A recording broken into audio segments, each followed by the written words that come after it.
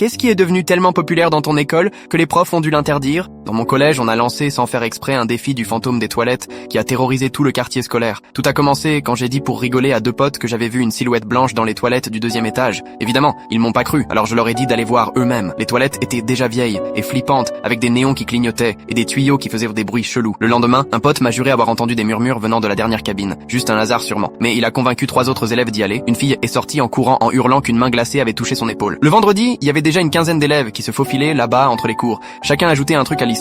Maintenant, le fantôme était devenu un ancien élève disparu dans les années 80 et quelqu'un avait inventé un rituel. Fallait éteindre la lumière, jeter de l'eau 3 fois et dire « montre-toi » pour l'invoquer. La rumeur a vite traversé toutes les classes. Les passe-toilettes sont devenus les objets les plus demandés. Les profs pigeaient pas pourquoi tout le monde voulait soudain aller aux toilettes du 2e étage. Le délire a explosé quand un mec a lancé un système de points 10, si tu y allais seul 25, si tu ramenais une preuve, et 100 si tu restais 1 minute dans le noir. Un élève de 5e a dit qu'il avait gagné 500 points en laissant son téléphone filmer toute la nuit. La vidéo montrait presque rien, juste du noir et des grésillements. Mais à exactement 2h17, on voyait une ombre floue et on entendait comme un murmure disant « Partez !» Sûrement juste des pixels et des bruits de tuyaux, mais ça a circulé sur tous les portables. Le lundi suivant, 63 élèves ont refusé d'entrer dans le collège. Les parents ont inondé le bureau d'appel. Un prof a démissionné après avoir trouvé. C'est là écrit dans la buée du miroir. La principale est allée voir elle-même et a découvert que le capteur des lumières avait 3 secondes de retard, laissant un moment dans le noir qui nourrissait nos délires. Ils ont fermé l'école 2 jours pour faire venir des électriciens et un prêtre pour calmer les familles quand on est revenu. Les toilettes étaient fermées à clé pour toujours. 3 mois plus tard, un agent d'entretien a quitté son poste du jour au lendemain officiellement pour raison familiale.